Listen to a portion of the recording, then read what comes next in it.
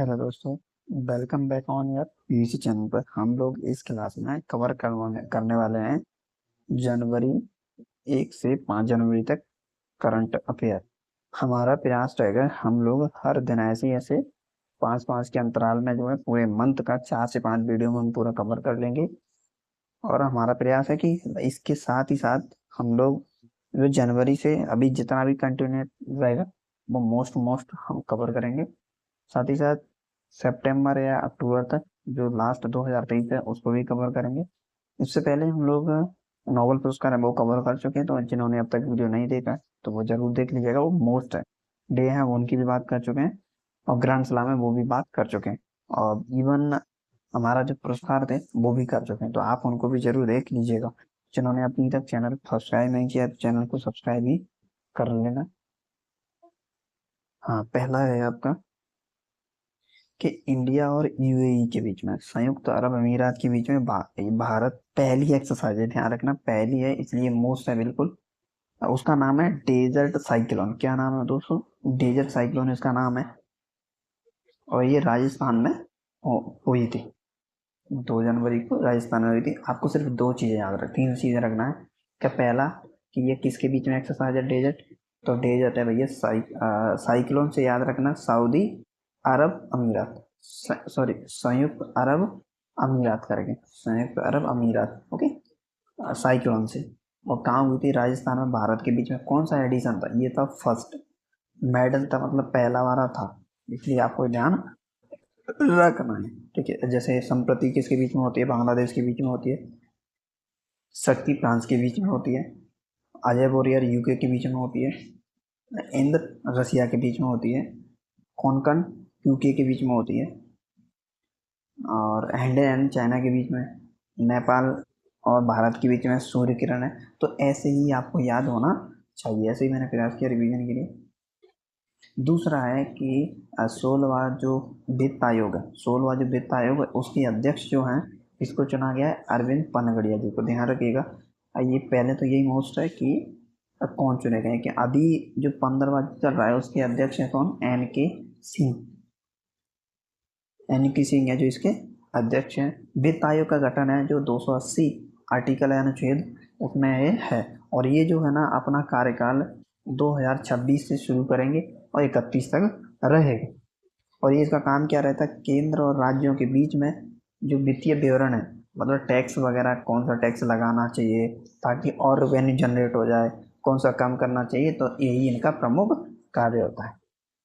तो पैनल ध्यान रखना अरविंद पनगड़िया जी, बिल्कुल याद कर सकते हैं नाम, क्योंकि ये पुराने जो है नीति आयोग है उसके अध्यक्ष उपाध्यक्ष रहे हैं, तो इसलिए। दूसरा है कि हस्त हस्त हटगमी हाट करके है, ये जो है हथकरघा है। जो कारीगर वगैरह हैं गुवाहाटी असम के, तो उनके जो बाजार है उसको विकसित करने के लिए, उसको स्थापित करने के लिए प्रोग्राम, ये योजना लॉन्च करी है, जिसका उद्देश्य है कि जिसमें 7.6 लाख रुपए जो है, करोड़ सॉरी, इसमें इन्वेस्ट किए गए हैं, ताकि जो लोकल जो लोग हैं ना और जिनकी अपनी आर्ट है तो वो एटलीस्ट विकसित हो जाए। ठीक है, इसमें ध्यान रखना 24 स्थायी हस्तशिल्प कलाकार है, उनका आवास केंद्र भी होगा। तो ध्यान रखना सिर्फ इतना ही पूछेगा कि अभी हाल ही में हस्त लक्ष्मी हाट करके एक प्रोग्राम लॉन्च किया गया है, योजना लॉन्च करी है, वो कहाँ? तो असम में। और बजट कितना है? सॉरी बजट, तो बजट है 7.6 करोड़। दूसरा है कि स्काउ। पहली बात तो ये है भारत ने स्काई को ज्वाइन कर लिया है। स्काउ है क्या है? तो इंडिया ज्वाइन स्क्वायर किलोमीटर अरे ऑब्जर्वेशन, तो आपको फुल फॉर्म याद रखना है स्काउ का, स्क्वायर किलोमीटर अरे ऑब्जर्वेटरी। भारत ने इसको ज्वाइन कर लिया है। इसके तहत क्या होगा? इसके तहत अलग अलग जो टेलीस्कोप है उन सबको मिलाकर एक बना के एक वैश्विक स्तर पर, और फिर जो आपका ब्रह्मांड है उसका अध्ययन करेंगे। सब यही चीज़ें बताइए इसमें। मतलब दुनिया का सबसे बड़ा रेडियो टेलीस्कोप होगा। ओके, ये आपको इमेज है। ठीक है, मतलब भारत में स्क्वायर किलोमीटर ऐसे ऑब्जर्वेटरी के लिए हस्ताक्षर की 1 वर्ग किलोमीटर फैले दुनिया के सबसे बड़े रेडियो टेलीस्कोप के निर्माण के लिए ये पहल है।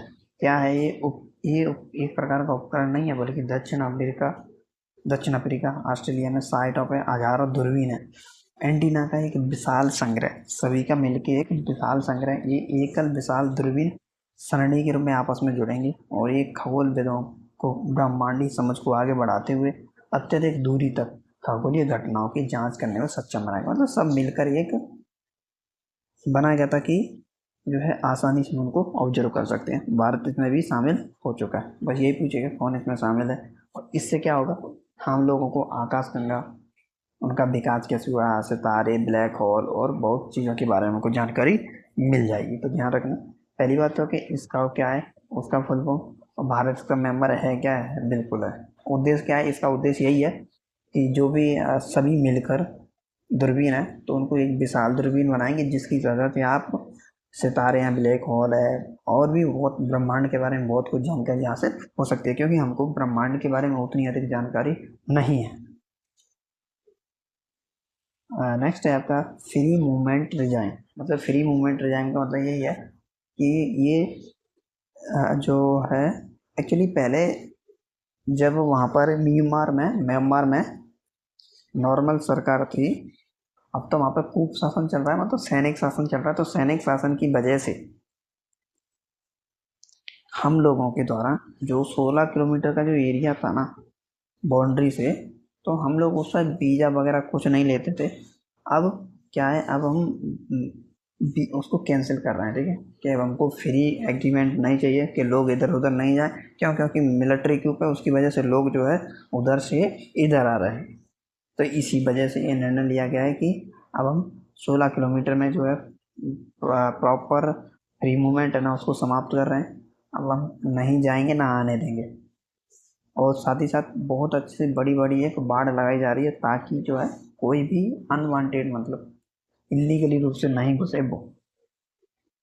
और आप देखेंगे तो 1600 किलोमीटर की दूरी हम जो है 1600 किलोमीटर भारत और म्यांमार के साथ साझा करते हैं।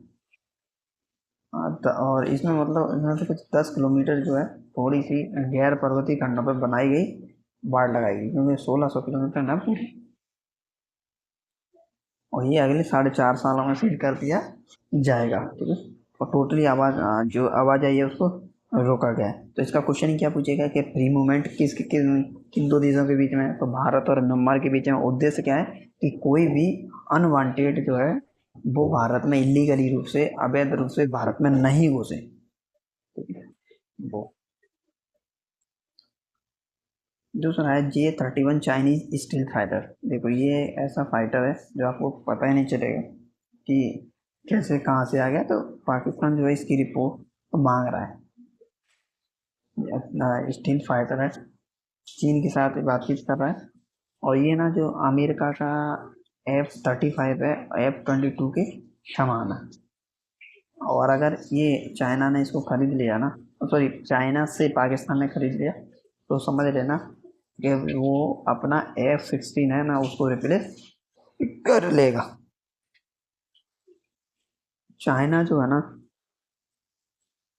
और पाकिस्तान पाकिस्तान अपना जो भी है कोई भी इंपोर्ट करता है ना, तो 82% आपका चीन से ही करता है। मतलब चीन पे बहुत ज़्यादा डिपेंडेंसी है इसकी। अभी मलेशिया, मालदीव की हालत खराब हो चुकी है, आगे जाके इसका भी इकोनॉमी तो एकदम पूरा बस्ट हो ही चुका है, कुछ नहीं हो सकता है इसका भी। नेक्स्ट है बैटन सिटी टैग। तो आपसे पूछेगा बैटन सिटी टैग हाल ही में किसको दिया गया है, तो ये है हमारे 3 जगह, भोपाल, इंदौर, उदयपुर, ये 3 को नामांकन किया गया है भारत के रामसर कन्वेंशन के तहत। ये मान्यता है शहरों और शहरी आर्द्रभूमि की संरक्षण के प्रयास को उजागर करने के लिए। और 2 याद रखना है कौन है, इंदौर में सिरपुर, और भोपाल में भोज, रामसर। उदयपुर में कई छोटी छोटी झीलें जो पर्यटकों को बहुत ज़्यादा आकर्षित करती हैं। तो सिंपल सी बात है, सिरपुर पूछेगा कहाँ है, तो सिरपुर है इंदौर में। और भोज, रामसर, तो भोज कहाँ है, तो भोज आपका भोपाल में बिल्कुल याद हो जाएगा। और उदयपुर में तो कई छोटी छोटी झीलें, जैसा पिछोला है, मैंने आपको ऑलरेडी झील पढ़ा दिया है, आप वहाँ से देख सकते हैं।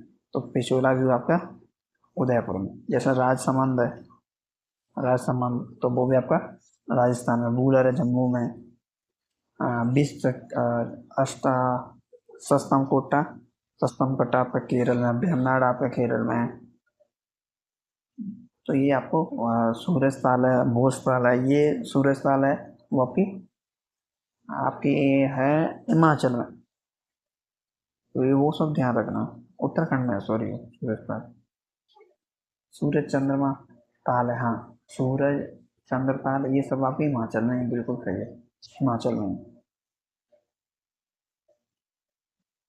नेक्स्ट है कि NSIL पिक्स स्पेस एक्स को लॉन्च इसरो के द्वारा जो है, GSAT-20 जो है इसके द्वारा लॉन्च किया जा रहा है। एक्चुअली क्या है, हमारी एक इसरो की एक छोटी सी अलग कमर्शियल कंपनी है, उसका नाम है NSIL, new space India limited. New space India limited ने अपना जो रॉकेट है ना, वो फैल्कन 9 से, जो फॉल्कन 9 है ना स्पेस एक्स का, मतलब एलन मस्क की बात कर रहा हूँ मैं, एलन मस्क। तो उससे भारतीय संचार उपग्रह लॉन्च करने के लिए उसने उसके साथ क्या कर लिया है, एग्रीमेंट कर लिया है। ठीक है, ये तो मैं बता ही दिया हूँ क्या है। ये फॉल्कन 9 से लॉन्च करेगा, इसका मिशन जो 2024 का जो दूसरी तिमाही में उसमें होगा। फॉल्कन 9 पे लॉन्च होने वाला उपग्रह GSAT-20 है। इसका नाम बदलकर क्या कर दिया, GSAT-N2 कर दिया गया। तो ध्यान रखना बस ये, तो पहले नाम क्या था, GSAT-20 था, इसका नाम बदलकर क्या किया है, GSAT-N2। बस इतनी सी बात याद रखना। और भारत का GSAT ना दूसरा पूर्णतः पोषित उपग्रह मिशन भी है, पूर्णतः खुद का। तो इसलिए ध्यान रखना, हम लॉन्च जरूर जो है आप किससे कर रहे हैं, लॉन्च जो फॉल्कन 9 है उससे लॉन्च कर रहे हैं। दूसरा है कि सिम्प्लीफाई चटनी। तो ये जो सिम्प्लीफाई चटनी है, हाल ही में इसको GI टैग दिया गया है। उड़ीसा के मयूरभंज जिला है ना, वहाँ से आदिवासियों के द्वारा जो लाल बुनकर चीटी है ना, उससे ये बनाई जाती है। बता दें बहुत टेस्टी है। इसको GI टैग भी मिल चुका है। GI टैग मतलब जियोग्राफिकल इंडिकेशन। ठीक है, और साथ ही साथ ये बताते हैं कि ये जो चटनी है बहुत स्वादिष्ट होती है और पोषण और औषधीय गुणों के लिए भी बहुत ज़्यादा फेमस है। और मयूरभंज के द्वारा, ये सोसाइटी के द्वारा इसको 1999 के अधिनियम जो है GI टैग जो है कौन से के तहत दिया जाता है, 1999 एक्ट के तहत। 2020 में इसको जो है नामांकन के लिए दिया गया था, लेकिन अभी जो है जनवरी में इसको GI टैग मिला हुआ है। ओके, बस इतना ध्यान रखना कि कौन सा 1999 की GI एक्ट है, लेकिन 2003 में सबसे पहली बार दिया गया था। पहली बार जो दिया गया था तो दार्जिलिंग को दिया गया था, ये भी याद रखना। ओके, यदि अगर वीडियो पसंद आए तो लाइक भी कीजिएगा, साथ ही साथ अपने दोस्तों के साथ भी शेयर कर दिया कर, क्या ही फर्क जाता है। Okay, thank you.